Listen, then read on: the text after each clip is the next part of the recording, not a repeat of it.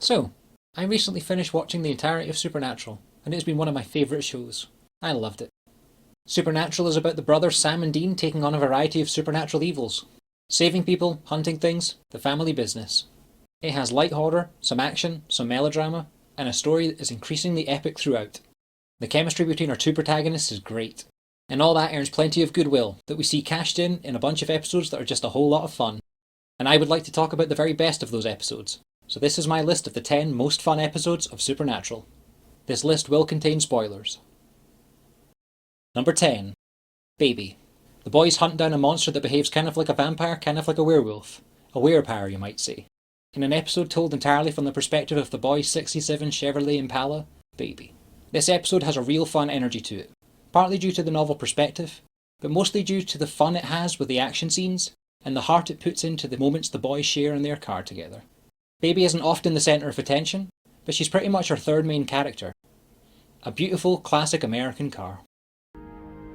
On April 21st, 1967, the 100 millionth GM vehicle rolled off the line at the plant in Janesville. A blue two-door Caprice. 3 days later, another car rolled off that same line. The Impala, of course, has all the things other cars have, and a few things they don't. In between jobs, Sam and Dean would sometimes get a day, sometimes a week if they were lucky. They'd pass the time lining their pockets, and when it was clear, they'd park her in the middle of nowhere. Sit on the hood and watch the stars. It never occurred to them that, sure, maybe they never really had a roof and four walls, but they were never, in fact, homeless. We get to see the boys hitting a roadhouse, a place to have some good times, make some mistakes, and make some memories. Mistakes were made. Who are you? Oh, good morning. That's my brother Dean. Sorry, Sam. I didn't realize you had company. Don't night moods me. Shh. Just let it wash over you. Just take it in. And we get those lovely moments which they share, talking in the car about their hopes, dreams, what life is to them, what it could be. The boy melodrama scene. You know, the scene where the boys get together, and they're driving or leaning against Baby, drinking a beer, sharing their feelings.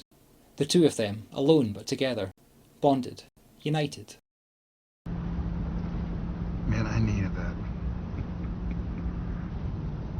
I tried to give her my number. You know what she said? We got tonight, who needs tomorrow? Is everything a Bob Seger song to you? Yes. It's nice knowing you, Piper. That's awesome. Heather. One night wonders, man. Shoot, we're lucky we still get that at all. Really? You don't ever want something more? And in this episode we get to see Baby having some fun without them, which is a rare treat.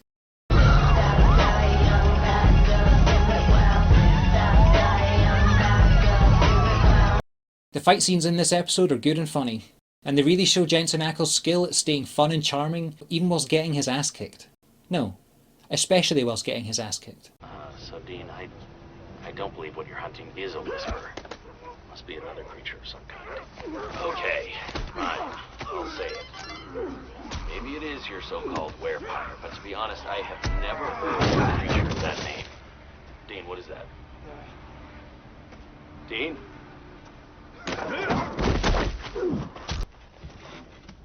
Scratch that. You gotta cut off their...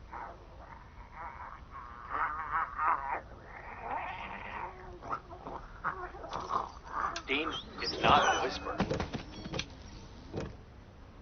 Yeah, I'm starting to get that. He's real good at taking a whooping, and we really see the love that the boys have for Baby. Let's go home. You know what? We are home.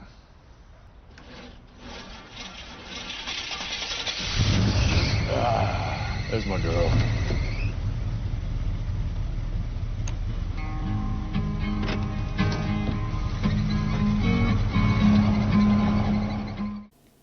This one's a lot of fun, perfectly capturing the best of the show in one episode.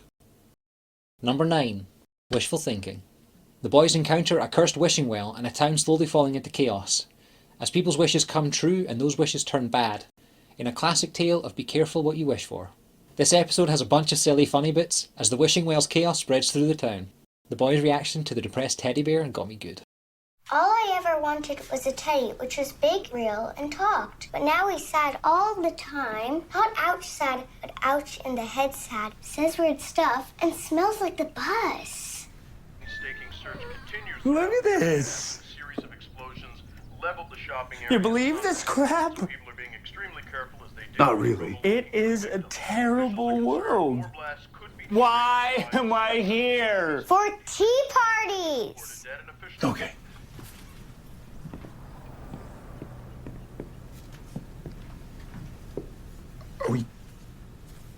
Should we, are we gonna kill this teddy bear? There's Dean's sandwich turning on him. You alright? The wishes turned bad, Sam. Wishes turned very bad. And Todd standing up to the bullies got a good laugh too. Poor little guy.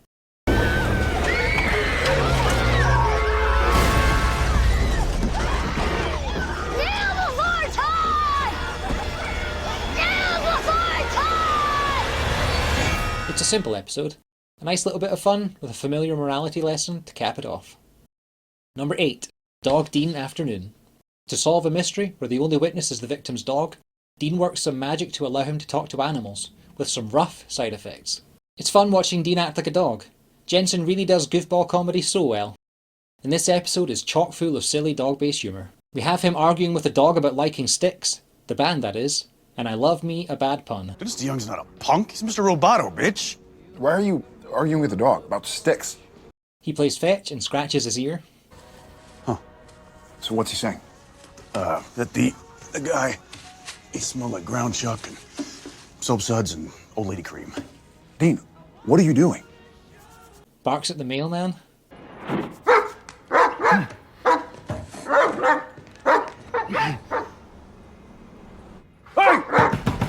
Hey! Hey! Yeah! You! You! Hey! Hey! Hey! He can't eat chocolate. I wouldn't eat that if I were you. Chocolate? Seriously? Gets angry at a pigeon. Ha! Bet your ride's gonna look sweet and white. What's he saying? He's being a douchebag. Who you calling douchebag? Douchebag? Oh, shut it, you winged rat! Dude, what? Just calm down. Just get in the car. That's right, Sally. Go cry to Mama. Oh, that's it, you son of a bitch! He sticks his head at the window of the car when they're driving.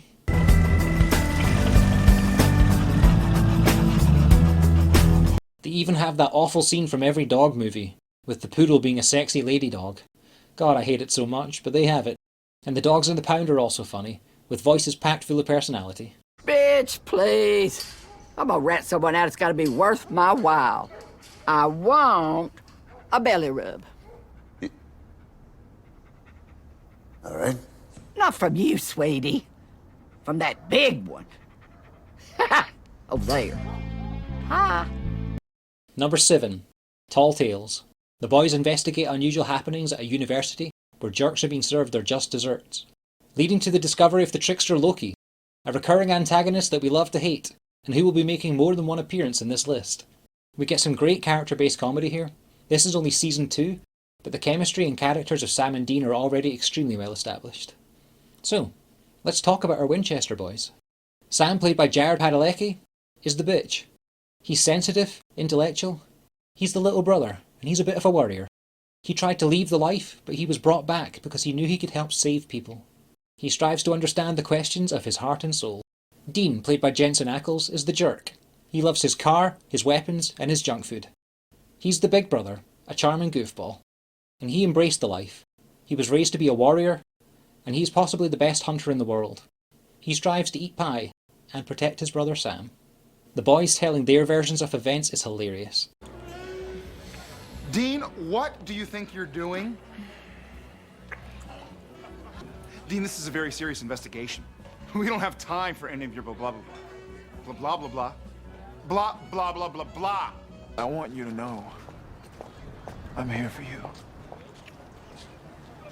You brave little soldier. I acknowledge your pain. Come here.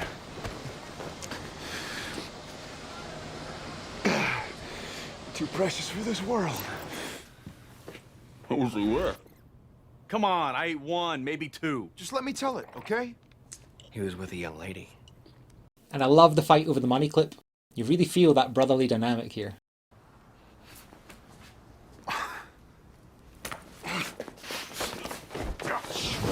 Come on! Get off! Give it back! The Trickster's alien abduction is just perfect. This episode has a load of laughs, but that scene is so damn funny. Yeah, they probed me. Again and again and again. No, that's not even the worst of it. Not gonna get any worse. They made me slow dance.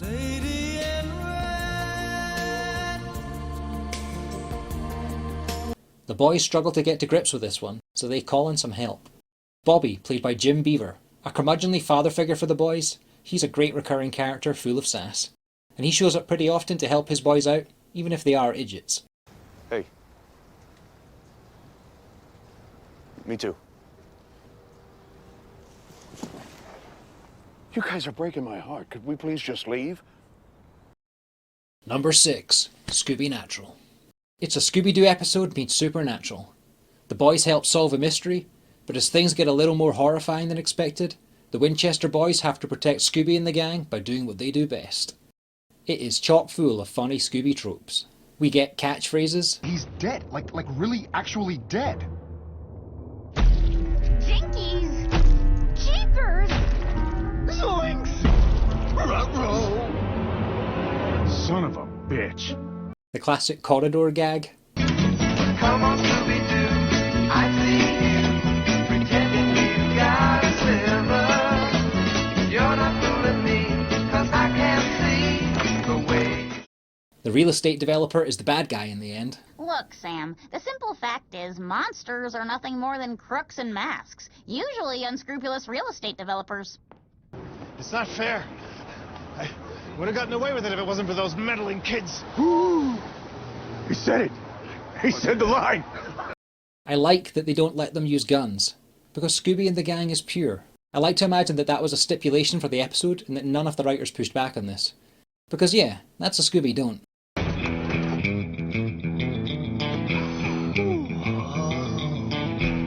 Here, Velma, take this. Sam, are you crazy? I can't use this stuff. That's a Scooby don't.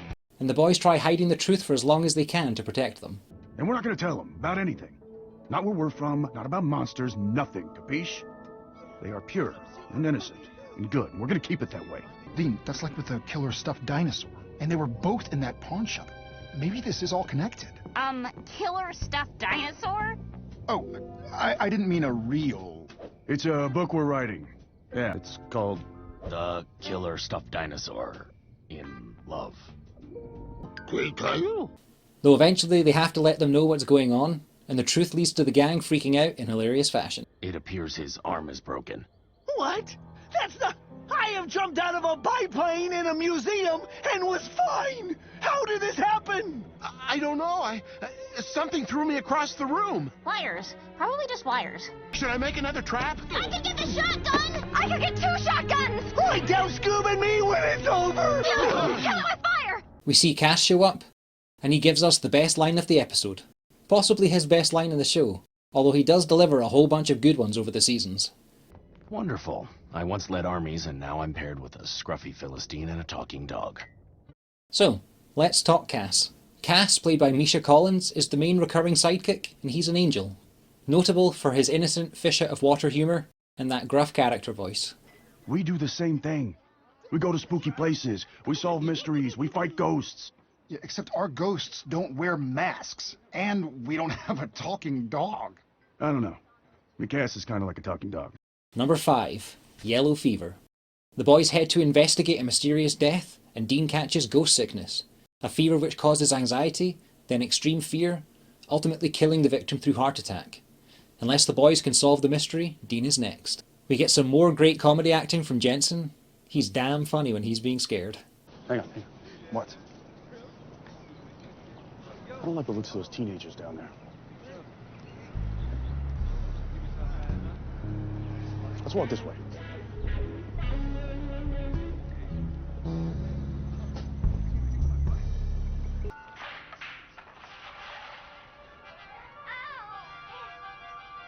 No, this isn't helping.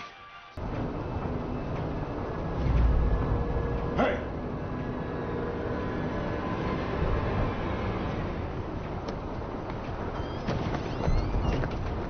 Dean's screaming is comedy gold.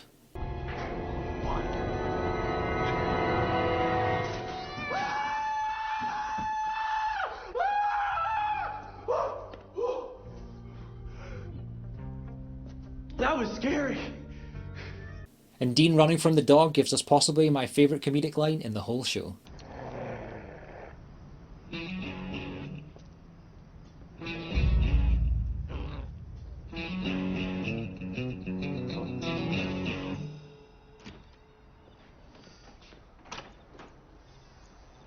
I looked everywhere for you, Dean. How the hell did you get here? Ryan? And an honourable mention to Jensen's Eye of the Tiger. They seem to have a lot of fun on set, which we can see in extensive gag reels, but this bit of silly made it into the final cut.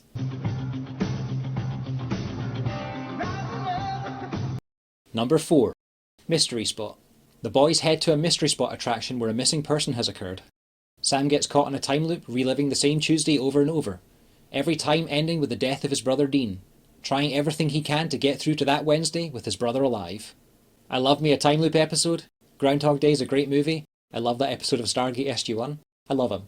And this one is brought to us by the trickster Loki. While the death of Dean is initially traumatic, the episode definitely has a lot of fun with it. The death montage is a wonderful bit. You say I order the same thing every day, right? You're a pig in a poke, side of bacon. Excuse me, sweetheart. I get sausage instead of bacon. Sure thing, hon. Thank you.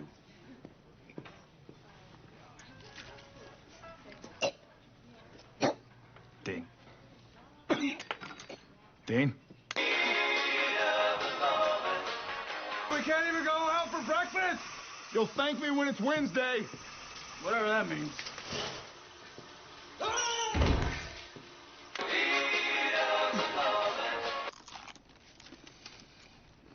These tacos taste funny to you?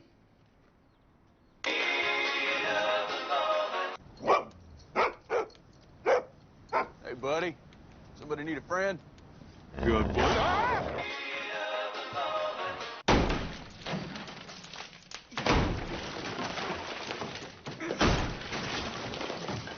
Everybody's fine.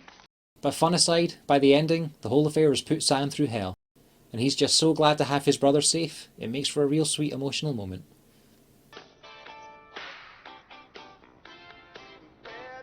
It's Wednesday.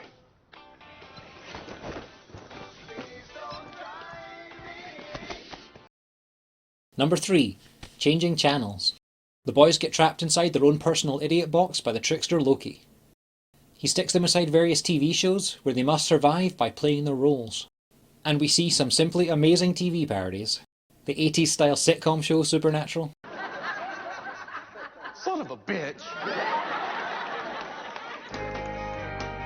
Town to town, 2 lane roads, family biz, 2 hunting roads, living the life just to get by.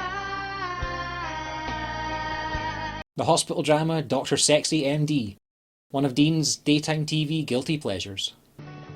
Doctor. Ow! Seriously. What? Seriously?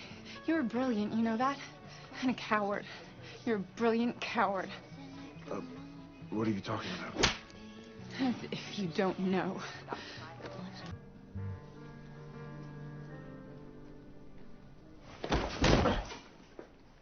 You're not Dr. Sexy. You're crazy. Really? Because I swore part of what makes Dr. Sexy sexy is the fact that he wears cowboy boots, not tennis shoes. Yeah, you're not a fan. It's a guilty pleasure. You know what I'm doing? Leaving. Lady, what the hell? You are a brilliant, brilliant... Yeah, a coward. You already said that. But I got news for you. I am not a doctor. Don't say that. The Japanese game show Nutcracker. Let's play Nutcracker!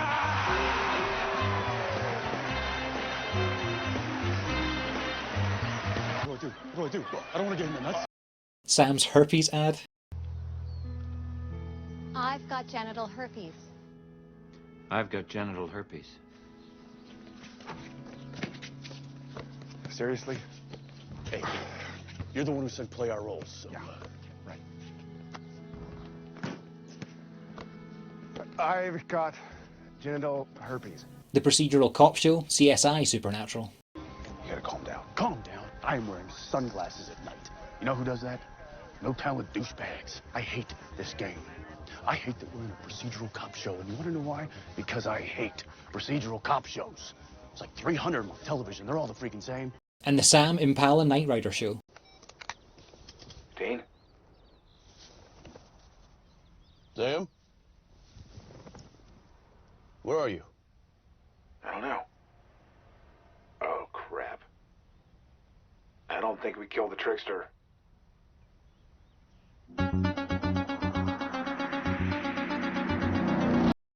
Another great comedy episode brought to us by The Trickster. Number 2. Bad Day at Black Rock. The boys track down an item stolen from their dad's secret lockup, a cursed object, a killer lucky rabbit's foot. If you touch the foot, you get the luck. When you lose the foot, the luck turns sour and you die within the week. We see its power in action in a slapstick fight scene during which Sam gets the luck.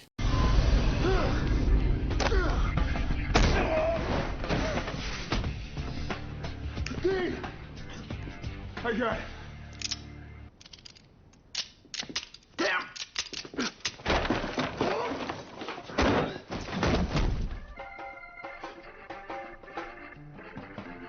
Sam!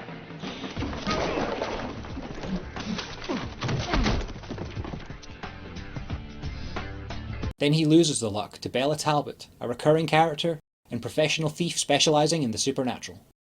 Can I freshen you up? Yeah, sure. Thanks.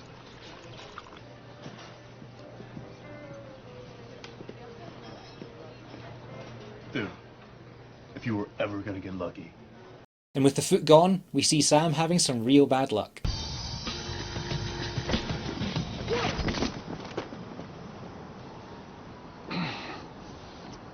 Wow, you suck. Listen, man, this is serious. Sam, you okay?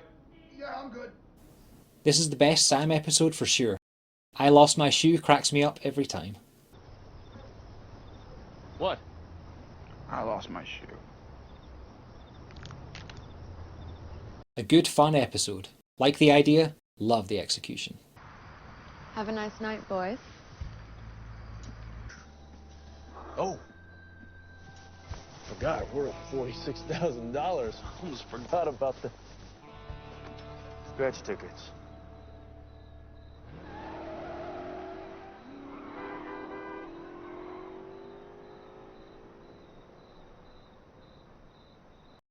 Number 1. Fan fiction. The boys encounter their own story brought to life in a stage musical. The muse Calliope has inspired a young playwright to make something truly great, and is killing anyone who tries to stop the play, and is also planning to kill the writer at the end of the first act. The show must go on if the boys are to save the people and hunt the thing. This is my number 1 fun episode. I love the fan service jokes, the meta humour, and the musical numbers and their production value are real charming. A perfect use of the meta story in Supernatural. There are several episodes that do this, but this is the one that does it best. I mean, it's close, but it needs a little more... The whole discovery bit where we see the boys' stunned reactions to the play being rehearsed is a perfect moment. Idiots. You idiots. John and husband and wife, bringing home a brand new life. His name is Sammy. I'm Big Brother Dean.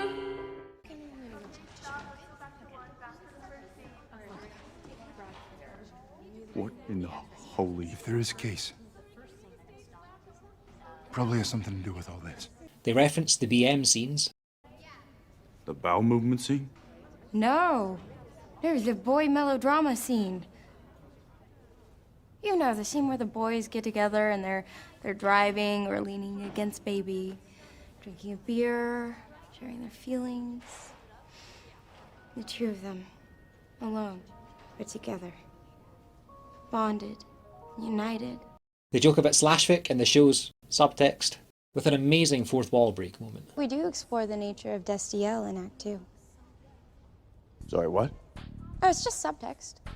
But then again, you know, you can't spell subtext without S-E-X.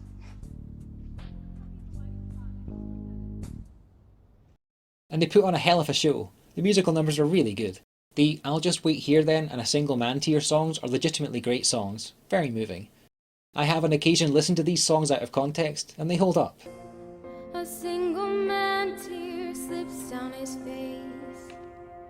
And I just have to mention the crowd's reaction when the scarecrow explodes.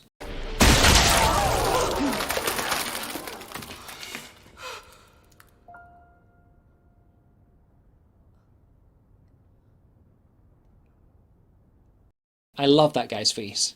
It's a simple bit, but it gets me good. I showed clips here, though if I could have, I would have just shown the whole episode.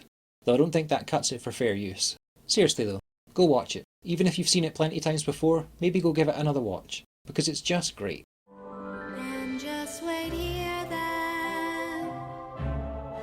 That's all I'll do. I'll just wait here then. I'll wait for you. Supernatural has everything. Life, death, resurrection, redemption, but above all, family. It isn't some meandering piece of genre dreck. It's epic. I love this show. And if you're watching this, I'd assume you do too. And yeah, it's not all fun all the time. It's got some darkness in there. But these episodes are some great payoffs to that. And there are definitely more fun episodes than just these, but these are the top of my list. I'd love to hear which episodes are your favourites in the comments below. And thanks for watching.